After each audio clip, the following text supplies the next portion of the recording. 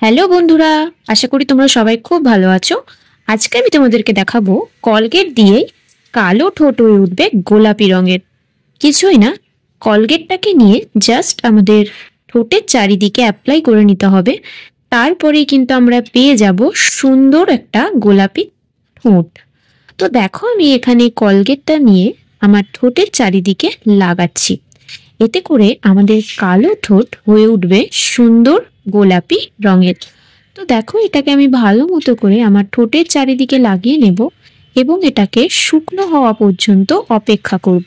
তারপরে আমি এটাকে একটা ভিজে কটন বল দিয়ে এই শুকনো হয়ে যাওয়া কলগেটটাকে ভালো করে ক্লিন করে নেব।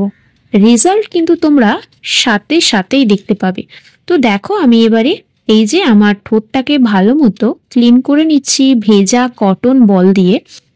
ঠিক এইরকম ভাবে পুরো কলগেটটাকে ক্লিন করে নিতে হবে শুকনো হয়ে যাওয়ার পরে। তো এখানে রেজাল্ট কিন্তু সামনেই আছে, দেখো আগের থেকে অনেকটা ক্লিন হয়ে গেছে।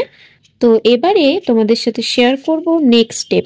চলো স্টার্ট। এবার সেকেন্ড স্টেপ লাগবে মধু একটুখানি নিলাম আর কফি পাউডার, দুটোই অল্প অল্প নেব। লিপ যেহেতু ছোট তো বেশি লাগবে না, অল্প হলেই হয়ে যাবে। দুটোকে মিক্সড করব। মিক্সড করা হয়ে গেলে এবার অ্যাপ্লাই করবো, ভালো করে ঠোঁটের মধ্যে লাগিয়ে নেব।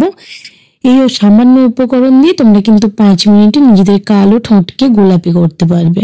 তো 30 থেকে 1 ঘন্টা রাখবে, 30 মিনিট রাখতে পারো বা 1 ঘন্টা রাখতে পারো। তারপরে এটাকে তোমরা ওয়াশ করে নেবে, তাহলে তোমরা কিন্তু একটা রেজাল্ট দেখতে পাবে।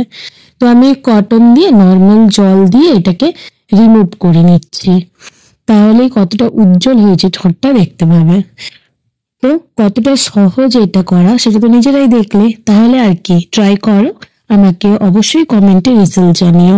Thank you for watching.